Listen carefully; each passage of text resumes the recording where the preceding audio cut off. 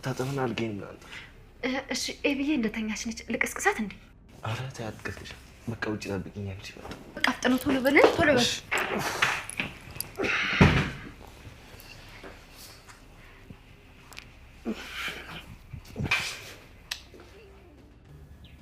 ሰው እንዳስቀመጡት ቢገኝ ማንሮ ሰው እንዳስቀመጡት ቢገኝ ማንሮ መቼ ከብዳይ ነበር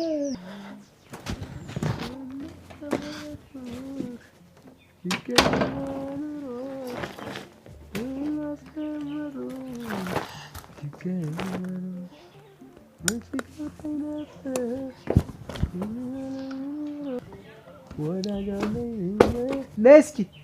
ለስኪ ምንድነው? አይ ገዛ ደረጀ ኦይ ጉድ ገዛኝ ደረጀ እንዴታ እና ደረጃ አባት አይደለም እንዴ? አይ ወሃየ በምን እድል ታዲያ ተወልጄ ነው እንዴ መና ሆኜ የቀረሁት ሰው ሀብቱን ቤቱን ንብረቱን በሬውን መሬቱን ያወርሳል እኔ እንደው እንዲያስም ድህነት ወርሼ ቁጭ አልኩልሽ አረ በስመ አብ ገዜ እኔ ግን የምታወራው ምንም አይገባኝ እኔ ግን ማለት ነው ገዜ እኔ እዚህ ለምን እንደመጣ ታውቃለህ እንዴ እኔ ምን አውቃለሁ አንተ ደግሞ እኔ ምን አውቄ ምናምን አትበለኝ እሺ ወይኔ እኔ ታውቃለህ ወይ ስለ ወይ አው አውቃለሁ ወይ ደግሞ አይ አላውቅም ነው የሚባለው እኔ ምን አውቄ አይ በይማ አሁን ሂጂልኝማ ትንሽ ጋድም ልበል እንደው እንቅልፍ ሳይወስደኝ ያደረ ተወኝ እሺ እንደውም እኔ ለራሴ ነው የማውቀው እንደው ምን ሆነሽ ነው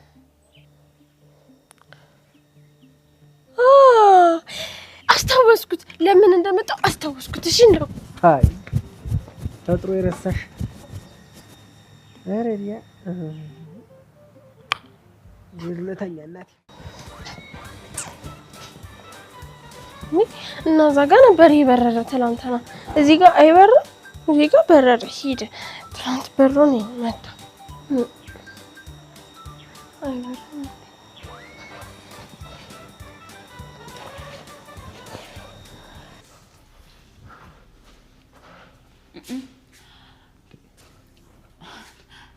ልትሸሽ ነው ወንጀል አልሰራው ለምን ሸሻለሁ ይኸውልሽ አሁን አባዬ ተኝቷል ክፉ ደግ አንነጋገር ይተኛው ቆይ ለሱ ብዬ መሰለኝ እዚህ ቤት ውስጥ ያለሁት ሰማኛለህ ያ ድምጽ መቅጃ ብዙ ሚስጥር ይዟል ያ ሚስጥር ደግሞ ሙሉ ለሙሉ ዳጣ ላይ ነው አትድከኝ መተው መስለው ነው እኔ እናንተ ያላወራድ ነው ገና ብዙ ሂሳብ አለ እሺ ስለዚህ ድምጽ መቅጃውን መልስልኝ እኔ ምንም ነገር አላየውም አላቀምም በጣም ጥሩ እሱን ፖሊስ ይቀፈድድ አንደርስታንድ ታረጋዋል ችግር የለም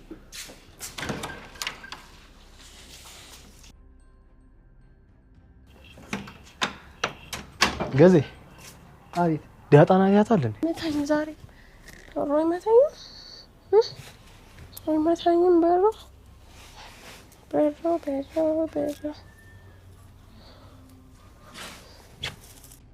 በረልና መታ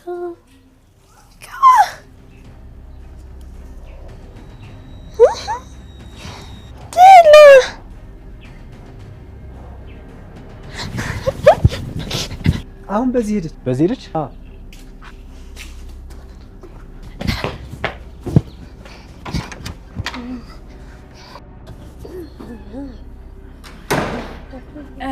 ውሃይ ነይ አንዴ ምንድነው ነይ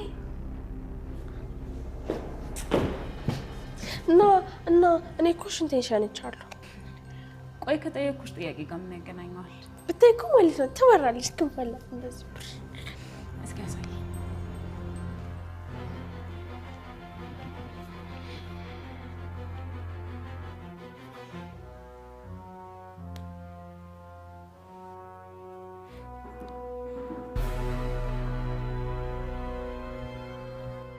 ጸጥታም ነገሰ መገመት ከማልችለው ቆይታ በኋላ ጴጥሮስ እያለከለከ ወደኔ መጣ አሁን ዋናው ጴጥሮስ መልከ መልካም ነው ድሮ የሚመስለኝን ጺማም ፈረንጅ ግን አይመስልም ጠይም ያለ ሀበሻ ነው ለስላሳ ጢም ፊቱን ወርሶታል።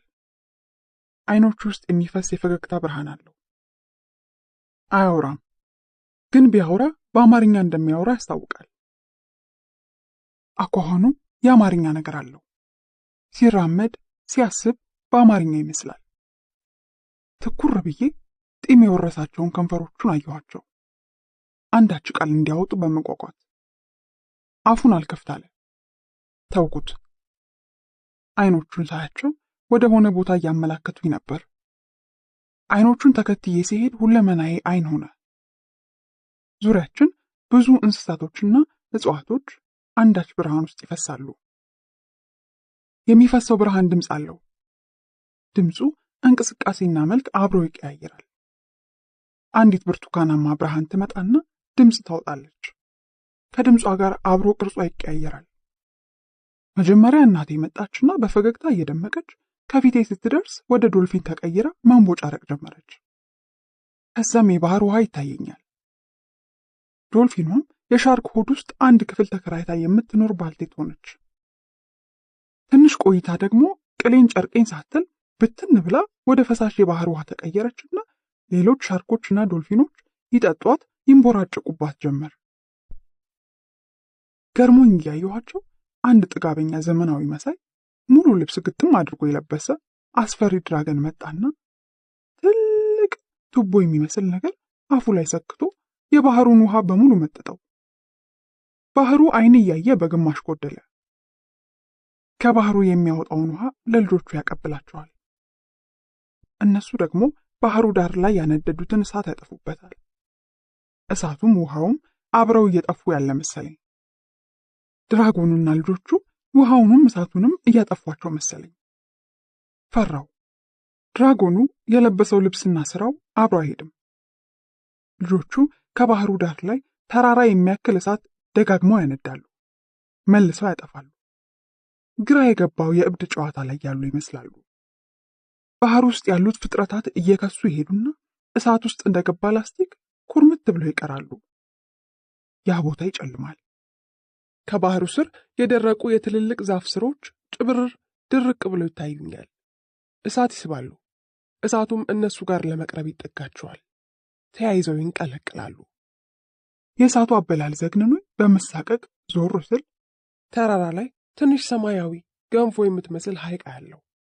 ሐይቋ ላይ ደማቅ ብርሃን አርፏል። ሐይቋ የራሷ ለስላሳ ድምፅ አላት። ድምጿ ውስጥ የሚፈሰው ጅረት የራሱ ሞገድ አለው። ድምጿ ከፍ ሲል ባህሩ አጠገብ ያለው እሳት መንቀልቀሉን ጋብ ያደርጋል። ድምጿ ቀዝቀዝ ሲል እሳቱ ይንቀለቀላል። በሚስጥር አብረው የሚደንሱ ይመስላሉ። በሰማያዊው የሐይቋ ዙሪያ በክንፎቻቸው የሚያሸበሽቡ አእዋፍ ይታዩኛል። እንቅስቃሴያቸው ድምፅ ባለው ብርሃን የታጀበ ነው። ከስራቸው አንዲት ነጠላ የለበሰች ሴት አየሁና ደነገጥኩ። ትኩር ብዬ ሳስተውል እማ ነበረች። እማ እማ ብዬ እየተጣራው አሪቲና ጠጅ ሳርዤ ወደ እሷ ልሮጥ ስል ጴጥሮስ ጎትቶ ያዘኝ። አይኖቹ ውስጥ ጊዜው ገና ነው የሚል ተግሳጽ ያነበብኩ መሰለኝ። ከፋኝ። መታገል ግን እንደማልችል ገብቶኛል። እጆቹ ጠንካራ ነበሩ። ኳ ኳ ኳ ኳ ኳ የሚል ሰቅጣጭ ድምፅ በጆሮ ይገባ። ይሄኛው የጎረቤታችን አቃጣሪ ዶሮ የመጨረሻ ድምፅ ነበር። እስኪ ደህና ስለት ያለው ቢላ አምጡ፣ ይሄ የሞተ ቢላ ነው ይላል የጎረቤታችን አራጅ። ቅዳም ሹር ከሌሊቱ 9 ሰዓት ለትንሣኤ አጥቢያ ከ12 ሰዓት ቆይታ በኋላ ወደ ቤት ተመለስኩ። የዚህኛውን ትንሣኤ በዓል ያከበርኩት በግሌ ነበር። ከመኝታ ክፍሌ አልወጣሁም። ይቅርታ፣ መኝታ ቤት ውስጥ ሳይሆን ከመኝታ ቤት ውስጥ ካለው መታጠቢያ ክፍል ነበር ያሳለፍኩት። የእናቴ በፋሲካ በግ ውስጥ መገለጥ ከፈጠረብኝ ስሜት ጋር ላለመቆየት የመታጠቢያ ገንዳ ውሃ ውስጥ ገባሁ። ውሃው ሰውነቴን ሽፍንፍን አድርጎ ሲያቅፈው ይሰማኛል። ይሞቃል፣ ያሰክናል። እፎ ያልኩ። ከበጉ በኋላ የነበረኝ ረጅም የመንፈስ ጉዞ የማላውቀውን ዓለም በማላውቀው በር ቢያሳየኝ ውስጡ ብዙ ያልጠራና የሚረብሽ ነገር ነበረው። ብዙ የማይጨበጥ ነገር በአይምሮ ይመላለሳል። አይያዝም፣ አይጨበጥም። ገባኝ ብዬ ሲይዘው ጭልጥ ብሎ ይጠፋል። ሄዷል ብዬ ስተወው ተመልሶ ልቤ ላይ ይንቀዋለላል። እንግዳና ልጆቹ መኝታ ቤት ድረስ እየመጡ እንዳያስጨንቁኝ ከውስጥ ቆልፌ ተቀመጥኩ። መታጠቢያ ቤት ውስጥ ብዙ ሕይወት አለ። ውሃ አለ፣ ቆሻሻ አለ፣ ጽዳት አለ፣ ግልጽነት አለ፣ ምስጢራዊነት አለ፣ መከባበር፣ መሰማማትና መረጋጋት አለ። ውሃ ውስጥ መቆየት ሲበቃኝ ለባብሼ የሽንት ቤቱ መቀመጫ ላይ አረፋሉ። ሐሳቦች በሐሳብ መስመሬ ላይ እንዳሻቸው ይመላለሳሉ። ብዙዎቹ የእብድ የሚመስሉ የጤነኛ ሐሳቦች ናቸው። አንዳንዶቹ ደግሞ የጤነኛ የሚመስሉ የእብድ ሐሳቦች ናቸው። እንደ ጭስ ሰብሰብ ብለው ይመጡና አካልበውኝ ብትን ትንን ብለው ይሄዳሉ። ውስጤ የሚሰማኝን ስሜት በቃላት ማብራራት ይከብዳል። ከሐዘንና ደስታ በጣም የራቀ ቦታ ላይ ነው። መታጠቢያ ቤት ውስጥ ነኝም አይደለሁምም። ሰውነቴን መንፈሴን እየጎተተ ይዞት ይሄዳል። መንፈሴም ሊሆን ይችላል ሰውነቴን የሚጎትተው። ብቻ ላይ ይጓትታሉ። ጠንካራ መልህቅ ይዤ ከመታጠቢያ ቤቱ ብዙ ላለመራቅ እታገላለሁ። እንደምንም የሚረባ መያዣ አገኘሁ። አንዲት ትጉ ሸረሪት የምትሰራውን ድር አንጋጥጬ የምትሰራውን አያለሁ። እርግጠኛ ነኝ እሷም እያየኋት እንደሆነ ሳትረዳ አልቀረችም። በሁለቱ ተጋጣሚ የግድግዳ ገጾችና በፎጣ መስቀያ ዘንጉ መሃል 3 ማዕዘን ያለው የቤት መሰረት ጣለች። ተገርሜያታለሁ። የእኔን ባለ 3 ማዕዘን ሕይወት አስታወሰችኝ። ድራሹ እስኪጠፋ ያፈረስኩት ቤተሰብ፣ ፍቅርና ስራዬ ሐሳቤ ላይ ውልብ አሉ። ትርኢቷን እየተመለከትኩ እንደሆነ አንዳችም ጥርጣሬ እንዳላደረባት ታስታውቃለች። በሸውራራ ግራ ቀኝ የምትገላመጥ ትመስላለች። ነገር ግን ከምትሰራው የሐር ቤት ሐሳቧ ዝንፍ አይልም። በ3ቱ ማዕዘኖች የጀመረችውን የሐር ድር ወደ 4 ማዕዘን ከፍ አለ። እንዲገባኝ የፈለገችው አንዳች ነገር እንዳለ ገባኝ። የእኔ ሕይወት ቢሆን ኖሮ 4ኛ መጨመር የምችለው ነገር አመፄን ይመስለኛል። ሌላ ምን አለ? ሸራሪቷ ክፉኛ ባተሌ ናት። ልክ የመድረክ ላይ ሥራ አቅርባ እንደምታስጨበጭብ ተዋናይ ሁለመናዋ ድሯ ላይ ነው። ስራዋ ላይ ውልፊት የለም። ቀጠለች። ከድሩ እምብርት አንስታ ዙሪያው ያለውን የአቃፊ ስብሳቦች ድር 5 ማዕዘን 6 ማዕዘን እያደረገች 10 ቋሚ መሳይ ምሰሶዎች አደረገች። 10ሩም የየራሳቸው ወራጅ መሳይ ማሰሪያ ድር ያላቸው ምሰሶዎች ናቸው። የህይወቴ መስመሩና እይታዬ አብሮ ሲሰፋና ሲንቦራቀቅ ይታየኛል። የምታደራው ማዕዘን በጨመረ ቁጥር የምፈስበት የህይወት ጅረት እየሰፋ ይመጣል። የህይወት በረከትና ጸጋዎችም በሚጨመረው የሐር መንገድ ወደ እኔ ይፈሳሉ። ማመን እያቃተኝ መጣ። ህይወቴ ለካስ ከሙሉ በላይ ነው። አልፎ ተርፎ እየፈሰሰ ነው። ተስገበገብኩ መሰል አሁንም ሌላ የሐር መንገድ ፈለኩ። እኔም እንደሷ አጠገቤ ያለውን ጸጋ በሌላኛው መንገድ በአዲሱ መንገድ እንዳየው 11ኛውን ጨመረች። ደስ አለኝ። ምሰሶዎቹን መቁጠር ቀላል ስራ አልነበረም። መታጠቢያ ቤቱ በስስጉም ታፍኗል። አይኔ እስኪፈዝ ስላየኋት የማዕዘኑን ቁጥር በእርግጠኝነት መናገር ይከብዳል። ግን 11ኛው ላይ ብዙ ቆየች። የሐሩን ዙሪያውን በቅርብ ርቀት ማጥበቅና ማጠናከር ነበረባት። አሁንም ትዞረዋለች፣ ታያይዛለች፣ ትሽከረከራለች። እንደ ትንግርት ዝም ብዬ እያየኋት ድሯ ክብ ቅርጽ እየያዘ መጣ። ነገሩ ክብ የሆነው ብዙ ዙር በመሽከርከር ሂደት እንደሆነ ገባኝ። የሽክርክሪታችን ሂደት የሐር ቤታችንን ከማዕዘን ወደ ክብነት ወደ ሙሉነት ሲቀይረው ታወቀኝ። በዚህ ሙሉ ማዕዘን ቤት ውስጥ የትኛውም ያላስተዋልኩት መንገድ ወደ አሻኝና ወደሚታየው መዳረሻ እንደሚያደርሰኝ ገባኝ። ሁሉም እዛው የነበርኩበት ቦታ ላይ ሙሉ ነበር። እንግዳ የመታጠቢያ ቤቱን በር ጠንከራ አድርጎ አንኳኳ። ከገባሁበት የድር ዓለም ወጣው። አቤት፣ ጨርሻለሁ፣ መጣው። ምን እንደጨረስኩ የማውቀው ነገር አልነበረም። መውጣት ግን ነበረብኝ። ይሄ መታጠቢያ ቤት ለሰዓታት መቆየት ጤነኞች የሚረዱት ነገር አይደለም። ሌላ ክፍል ቢሆን ኖሮ ማንም እባክሽ ውጪ ላይለኝ ይችላል። መታጠቢያ ቤት ግን ለምን እንደሆነ እንጃ ብዙ ጤነኞች ይፈሩታል። ምናልባት የሚፈሩት ቤቱን ሳይሆን ራሳቸውን እርቃናቸውን ሆኖ ማየት ሊሆን ይችላል። የገላቸውን ብቻ ሳይሆን የህሊናቸውንም ማለት ነው። ከፋሲካው የውስጥ ፍንዳታ በኋላ የነበሩኝ 4 እና 5 ሳምንታት ከባድ ነበሩ። ከሰዎች ራኩኝ፣ ስራ መስራት ተቸገርኩ፣ ድምፅ መቋቋም አቃተኝ። ልጆቼን እንኳን በወጉ ማየትና ማቀፍ ከበደኝ። ድብርት ውስጥ ገባው መሰለኝ። ስሜቱ እየበረታ ሲመጣ እጅ ሰጠው። ያሉኝን መቀበል ጀመርኩ። ጸበል ሂጂ፣ እሄዳለሁ፣ ይብስብኝና እመለሳለሁ። ሐኪም ቤት ሂጂ፣ እሄዳለሁ። ችግሬ ምን እንደሆነ የተረዱት አልመሰለኝም። ብሶብኝ እመለሳለሁ። አንቺ ሀገር ውስጥ ስላልነበርሽ ያሉኝን አማራጮች ሁሉ እየሞከርኩ ነበር። ከዚህ የፍንዳታ ሂደት አንድ የተረዳሁት ትልቅ ነገር ከአመፄ ጀርባ ለረዥም ጊዜ እየተብላላ ለመፈንዳት ጊዜ የሚጠብቅ እርሾ ውስጤ እንደነበር ነው። ይሄ እርሾ በተለያየ መልኩ እንዲብላላ ከልጅነት ጀምሮ በብዙ የህይወት ፈተናዎች ቢቀመምም መንገድ ላይ ብዙ የሚያዘናጉ እንደ እናትነት፣ ስራ፣ ቤተሰብ ያሉ ፋታ የማይሰጡ ኃላፊነቶች ደግሞ አፍነውት አዘግይተውታል። በተለይ እናትነት ውስጥ ያሉ የመጀመሪያዎቹ ማንነትን የሚያስጠፉ ጊዜያት እንኳን ለእንደዚህ አይነቱ ማስተዋልና ስክነት ለሚጠይቅ የህይወት ጥሪ ቀርቶ ለውሃ ሽንት እንኳን ጊዜ የሚሰጡ አልነበሩም። በዚህ ጭራና ቀንዱ በማይያዝ የተተራመሰ ወቅት አንድ ጥሩ ቀን ላይ የነቃ አሪፍ ሐኪም አገኘው። አዳመጠኝ።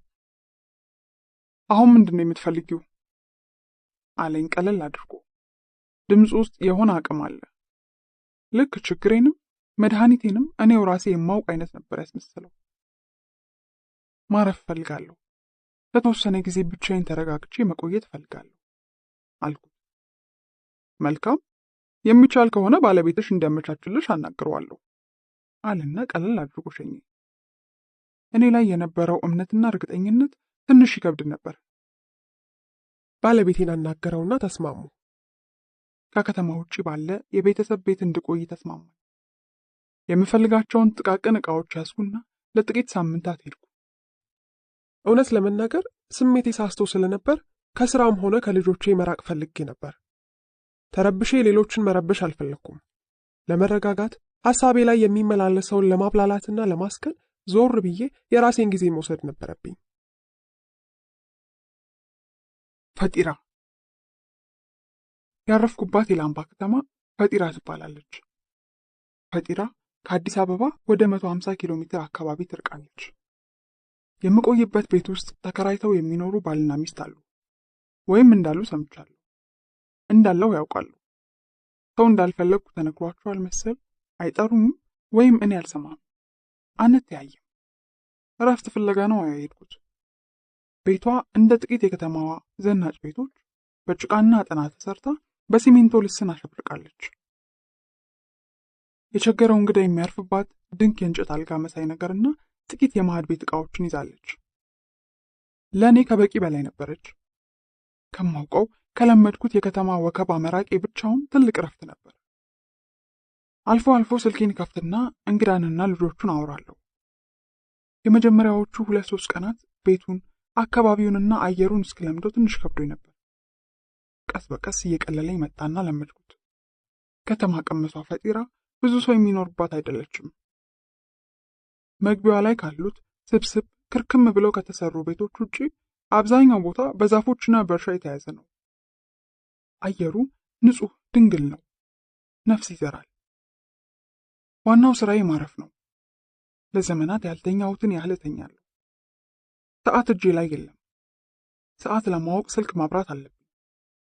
ግድ ካልሆነ ላይ ጠዋት፣ ቀትር፣ ምሽት፣ ሌሊት መሆኑን ተፈጥሮ ራሷ ትነግረኛለች። ከዛ የተቀረውን የ11 ሰዓቱ ሱብሂ የ12 ሰዓቱ አህዱ ከተኛውበት ይላኩኛል። ቀን ላይም የሚሰማ ጆሮ ካለኝ እንደዚያው 7፣ 10፣ 12 ሰዓት ማታ 2 ሰዓት አካባቢ የሚለቀቁት ዙሁር፣ 10፣ መግሪብና ኢሻ ያቺ ትንሽ ከተማ ላይ ሲለቀቁ እኔም ቤትና ጆሮ ይደርሳሉ።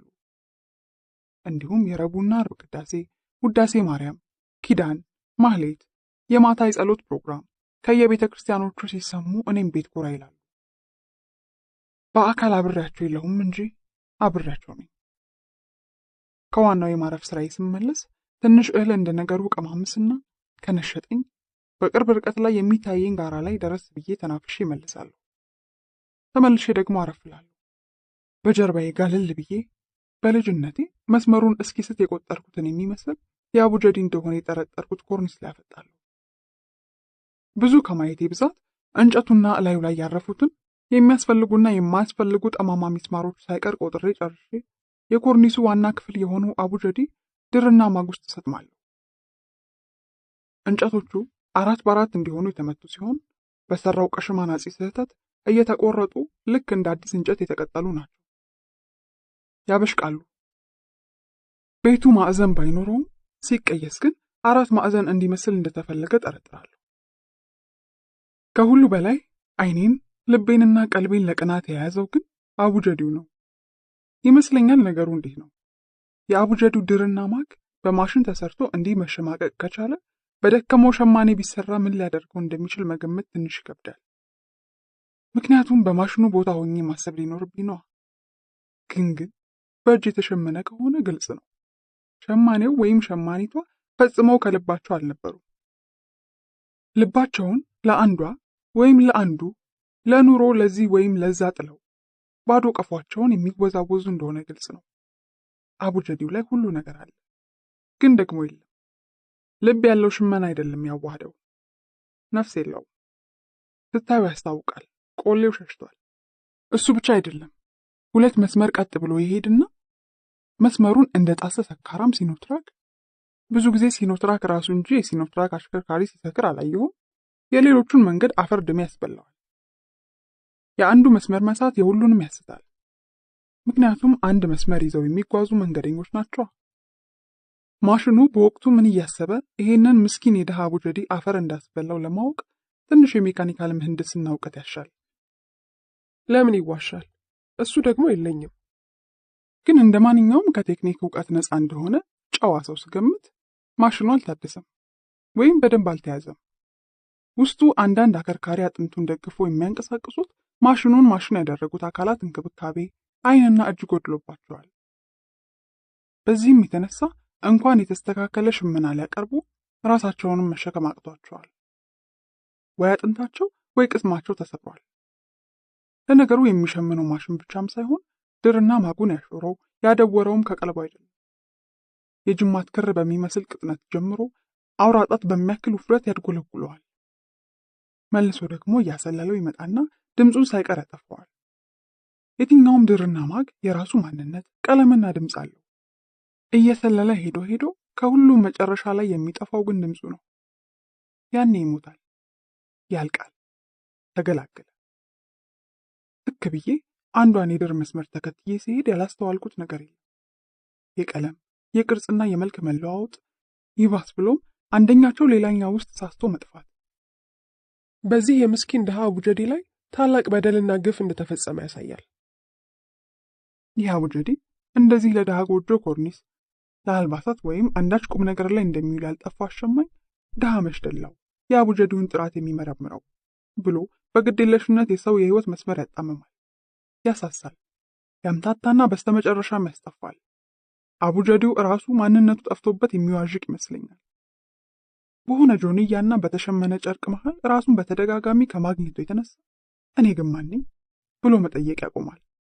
ተስፋ ይቆርጣላ። ልክ እንደዚህ በተለይ ግራ ገብ አቡጀዲ አኩርፎ ይተኛል። ውበቱ ይደበዝዛል። እንደማን መድመቅ እንዳለበት አያውቅም። ኩርፊያው ውስጥ ብዙ ብሶት አለ።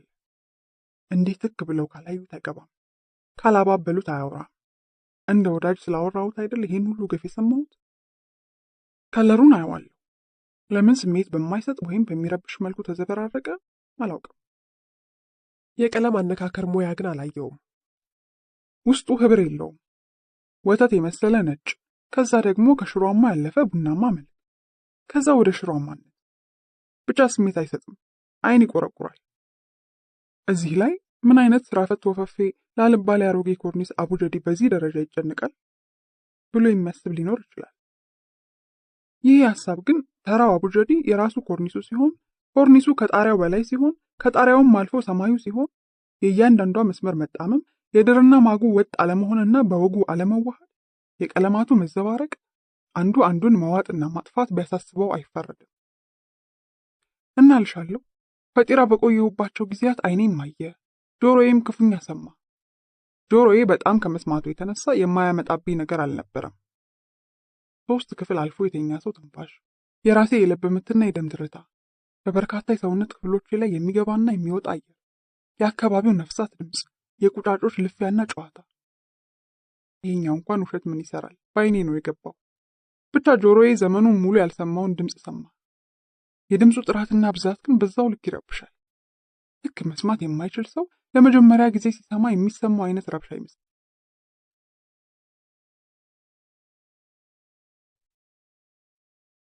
ጓደኛዬ ብርሃኑ። አንድ ቀን አልጋ ላይ አይኖችን ጨፍኜ በጀርባዬ እንደተንጋለልኩ ብዙ ሐሞት የሚያፈስ ነገር በአእምሮዬ ላይ ይመላለሳል። የሕይወቴ ትርጉም እንደ አቡጀዲው ብዙ ደርዝ የሌለው መልክና ልኩ የጠፋ ሆነብኝ። አንዲት ጠንካራ የመሰለችኝን የድር መስመር ተከትዬ ስኳትን እየሰለለች ሄደችና ጠፋችብኝ። የሕይወት መንገዴን አብራው ይዛ ጠፋች። የሆነ ጠንከር ያለ የመከፋትና ሆድ የመባስ ስሜት ሰውነቴን ወረረው። ይህን ስሜት አልችለውም። ወደ ትልቁ ጨለማ የሚወስደኝ መንገድ ይመስላል። ራሴን አልሆንም፣ ራሴን አላስታውስም። ሙሉ መብራቷ እንደጠፋባት ከተማ ሁለመናዬ ይጨልማል። መንቀሳቀስና በወጉ ማሰብ ይሳነኛል። እየታወቀኝ የውስጥ መብራቶቼ ሁሉ ዓይኔ እያየ ጆሮዬ እየሰማ ተራ በተራ ድርግም ብለው ይጠፋሉ። ዓይኔ ያያል፣ የውስጥ ብርሃኔ ግን የለም። የንስሯ ታሪክ ዓይኔ ላይ መጣብኝ። መንቆሯና ጥፍሮቿ ሲነቃቀሉ እንደዚህ ይሆን የተሰማት? ከዚህ በኋላ ተስፋ ይኖር ይሆን? በዚህ ውስጥ እውነት ትንሣኤስ አለን? የንስሯን ፍርሃት ፈራሁት። ከሌላው ጊዜ ትንሽ ለየት የሚያደርገው ያልተረዳሁት ማንነቴ የሚሆነውን ትዕይንት እንደ እንግዳ አብሮ መመልከቱ ብቻ ነው። ክስተቱ እኔ ላይ እየተካሄደ ቢሆንም የሆነ ማንነቴ ደግሞ ቁልቁል ወደ ጥልቁ ጨለማ ሲወርድ በዝምታ ይመለከታል። ይህን ማንነቴን ብዙም አላውቀውም። ትንሽ ግራ ያጋባል። እኔን ከጨለማው ማዳን የሚችል ይመስላል፣ ግን አይፈልግም። ጨለማውን እኔ እንደምፈራው አይፈራውም፣ አይጠላውም፣ በተለየ መልኩም አይወደውም። ግን እንዲጨልም የፈቀደ ይመስላል። ቀኑን ሙሉ ጨልሞ አለ። ማለቴ በእኔ ዓለም ውስጥ የሕይወት መንገዴን ከአቡጀዲው መስመር ማላቀቅ አቃተኝ። አንዷን ድር እየተከተልኩኝ ሄድና እየሳሳ ሄዶ ጭልጥ ብሎ ይጠፋል። በደንብ ተከትየው በሄድኩ ቁጥር ይባስ ብሎ የሳሳው ድርና ማግ ውስጥ እኔ ሙሉ ለሙሉ ጠፋብኝ። ፈለግኩት። መስመሩ ሄዶ ይጠፋል። መንቀሳቀስ አቃተኝ። ዓይኔንም ባጋረደው። እይታዬ ደበዘዘ። ልቤ ምቷ ሲጨምር ስትጋልብ ይሰማኛል። ትንፋሼ ከላይ ሆነና አየር መሳብ አቃተኝ። መተንፈስ ከባድ ሥራ ሆነ። መጮህ፣ መወራጨት ፈለግኩኝ። መጮህ አቃተኝ። ድረሱልኝ ለማለት ፈለግኩኝ፣ አልቻልኩም። ዓይኔን እንኳን ማንቀሳቀስ አቃተኝ። ሰውነቴ በጥቂት ደቂቃዎች ውስጥ እንደ ባዶ ቀፎ ሲንሳፈፍ ይሰማኛል። ምንም ማድረግ ወይም መሆን ከኔ ቁጥጥር ውጭ ሆነ። በዚህ ስሜት ውስጥ ለምን ያህል ደቂቃዎች እንደቆየው እርግጠኛ አይደለሁም። ቀኑን ሙሉ ጨልሞ ዋለ። ማለቴ በእኔ ዓለም ውስጥ የሕይወት መንገዴን ከአቡጀዲው መስመር ማላቀቅ አቃተኝ። አንዷን ድር እየተከተልኩኝ ሄድና እየሳሳ ሄዶ ጭልጥ ብሎ ይጠፋል። በደንብ ተከትየው በሄድኩ ቁጥር ይባስ ብሎ የሳሳው ድርና ማግ ውስጥ እኔ ሙሉ ለሙሉ ጠፋብኝ። ፈለግኩት። መስመሩ ሄዶ ይጠፋል። መንቀሳቀስ አቃተኝ። ዓይኔን ባጋረደው። እይታዬ ደበዘዘ። ልቤ ምቷ ሲጨምር ስትጋልብ ይሰማኛል። ትንፋሼ ከላይ ሆነና አየር መሳብ አቃተኝ። በተንፈስ ከባድ ሥራ ሆነ። መጮህ፣ መወራጨት ፈለግኩኝ። መጮህ አቃተኝ። ድረሱልኝ ለማለት ፈለግኩኝ፣ አልቻልኩም። ዓይኔን እንኳን ማንቀሳቀስ አቃተኝ። ሰውነቴ በጥቂት ደቂቃዎች ውስጥ እንደ ባዶ ቀፎ ሲንሳፈፍ ይሰማኛል። ምንም ማድረግ ወይም መሆን ከኔ ቁጥጥር ውጭ ሆነ። በዚህ ስሜት ውስጥ ለምን ያህል ደቂቃዎች እንደቆየው እርግጠኛ አይደለሁም። ከጥቂት ደቂቃዎች ወይም ሰዓታት በኋላ ሰውነቴን የሚቀጣጠል የኤሌክትሪክ ንዝረት እየተሰማኝ መጣ። እየታወቀኝ ክፍሉ በተለየ ብርሃን መድመቅ ጀመረ። ብርሃኑ እየደመቀ እየሞቀ የሚሄድ ነው። ነፍሴ መለስ አለች። ብርሃኑ ከኔ አልፎ ተርፎ ሀገር ያደምቃል። ዓይኔን መግለጽ አልቻልኩም።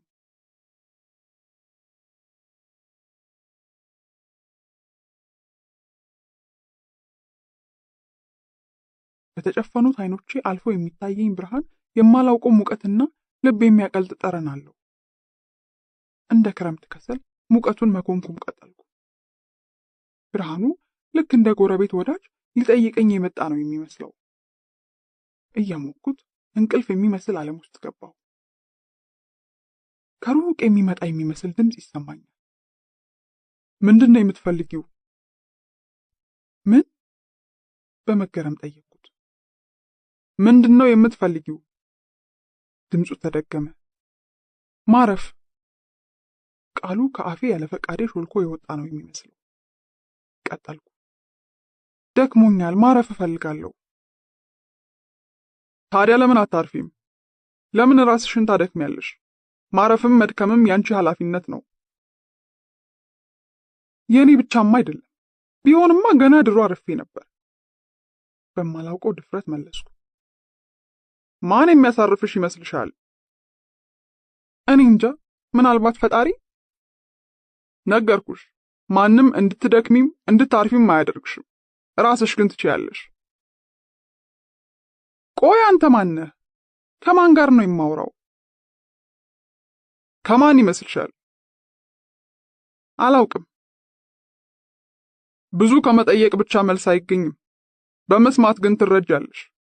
አድምጪኝ፣ ጆሮሽ ክፍት ይሁን። እሺ፣ እያዳመጥኩህ ነው።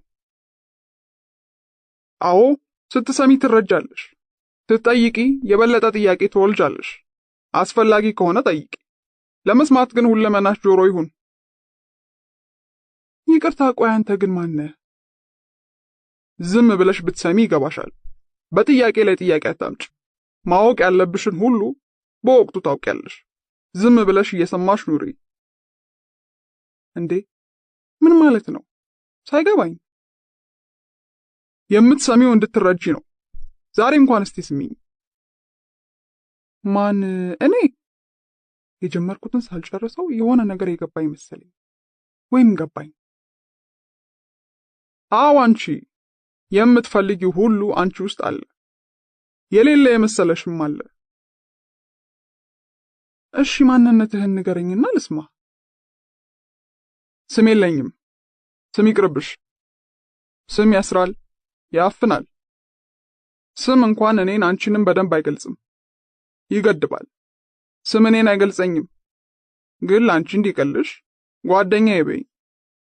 በየቀኑ የምትጨቀጭቅኝ ሩቅ እንዳለው አስበሽ አይደለም፣ ልክ እንደ ልብ ወዳጅ ጓደኛ ነው።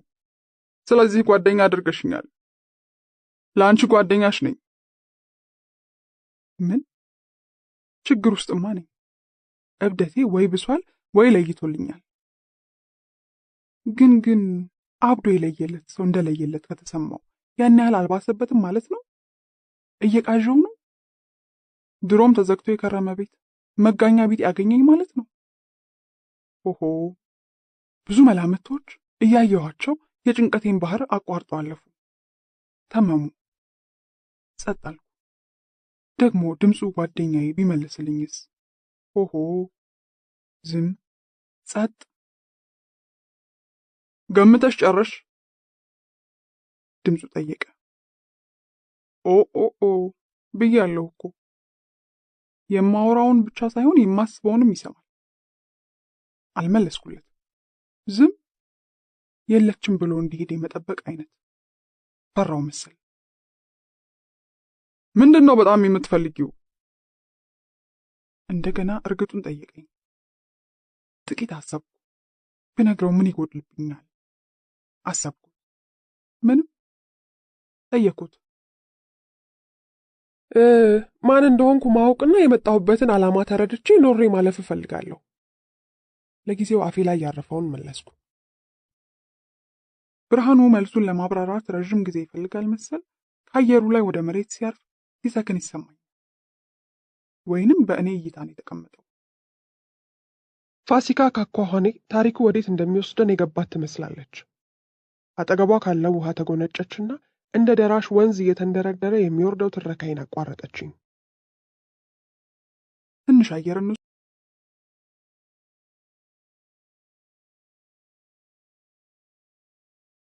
እንውሰድ አለች። ወንበሯ ላይ ሰብሰብ ቀጥ ብላ እየተቀመጠች። ተስማማው። አየር መውሰድ በእሷ አባባል በቀስታ እንተንፍስ፣ ስሜታችንን እናስተውል፣ ወደ ውስጥ እንመለስ እንደማለት ነው።